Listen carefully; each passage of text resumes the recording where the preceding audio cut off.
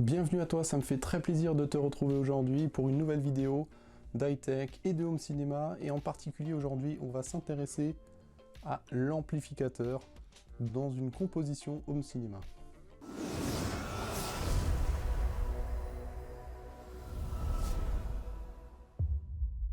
Avant de commencer, juste un petit aparté, n'hésite pas à regarder ma vidéo qui se trouve en suggestion en ce moment même. Ça va te permettre de découvrir un peu mon environnement, ma salle dédiée.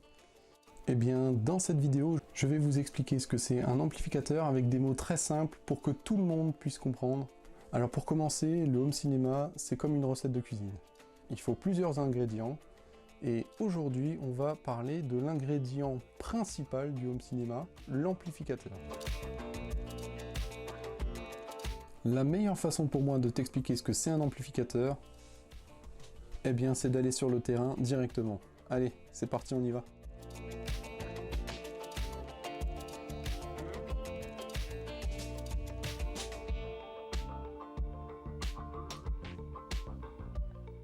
C'est bon, il est tout propre. Alors le but d'un ampli comme celui-ci, c'est de ressentir toutes les émotions et tous les grands frissons que peut procurer un film lorsque vous êtes au cinéma. Mais au lieu d'avoir cette sensation au cinéma, vous l'avez directement à la maison. Alors il y a plusieurs types d'amplificateurs. Vous pouvez entendre parler d'amplificateurs de puissance, amplificateurs AV et bien sûr de pré-amplificateurs. Donc là on va bien parler d'amplificateur AV, audio-vidéo.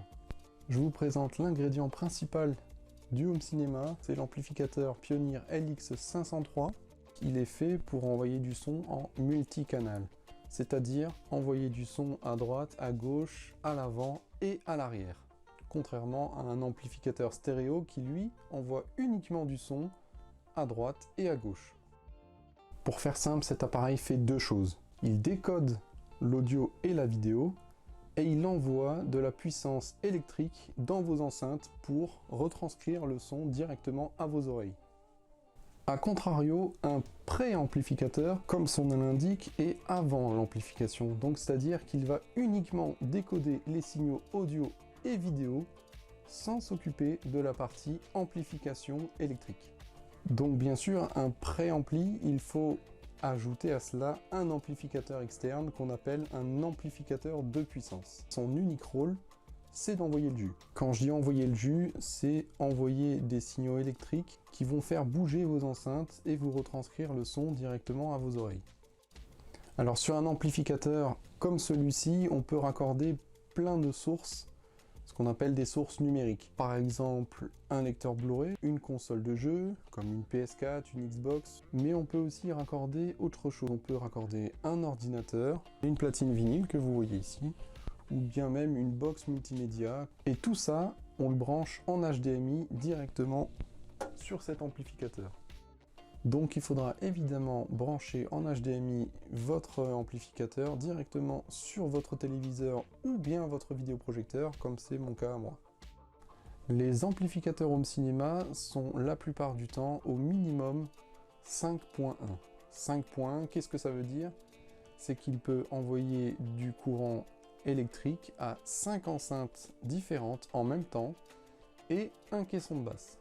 Après, plus on monte en gamme, plus on monte en prix et plus le nombre d'enceintes se développe, c'est-à-dire que vous pouvez monter jusqu'à 11.1, 11.2, voire passer sur des formats Atmos avec des enceintes encastrées au plafond et qui décodent les nouveaux formats Dolby Atmos DTS:X. Mais ça, c'est trop technique, on n'en parle pas dans cette vidéo. Alors il y a certains inconvénients, c'est effectivement le fait que ce genre d'appareil est un peu compliqué à mettre en place au niveau réglage. Après, une fois que c'est fait, tout va bien, vous n'avez plus rien à toucher. Mais quand on est néophyte, on a du mal à savoir où programmer, où toucher, parce qu'il y a plein de paramètres disponibles. Et pour avoir un rendu optimal, eh bien, ces paramètres ils sont très importants à prendre en compte. Mais la plupart des amplificateurs ont un système d'auto-calibration. C'est-à-dire que vous allez brancher un micro dans l'amplificateur, et puis il va vous scanner toute votre zone d'écoute, et il va vous faire les réglages automatiquement. Une fois que tout est programmé, on peut l'utiliser très facilement avec une télécommande universelle ou même la télécommande de l'ampli. Alors on va faire le tour de cet ampli après. Je vais vous montrer les différents boutons, les différentes connectiques à l'arrière. Ça va vous aider en fait à comprendre ce que je vous ai raconté avant. Alors je suis désolé, il n'y avait pas trop d'accès à l'arrière de l'appareil, j'ai fait ce que j'ai pu. On peut voir sur le dessus les différentes prises HDMI avec les entrées et les sorties. Et juste en dessous des prises HDMI, nous avons les câbles des différentes enceintes. Eh bien, on a fait le tour de cet amplificateur.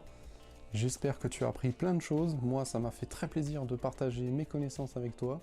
On se retrouve très bientôt pour une nouvelle vidéo. Et la prochaine vidéo, on va attaquer un autre ingrédient de cette recette. Je vais parler des enceintes. On va notamment voir comment choisir une bonne enceinte par rapport à ton amplificateur. N'hésite pas à t'abonner à ma chaîne, un petit pouce ça fait toujours plaisir et surtout n'oublie pas les commentaires pour pouvoir améliorer mes vidéos, ma chaîne et aussi pour pouvoir te conseiller.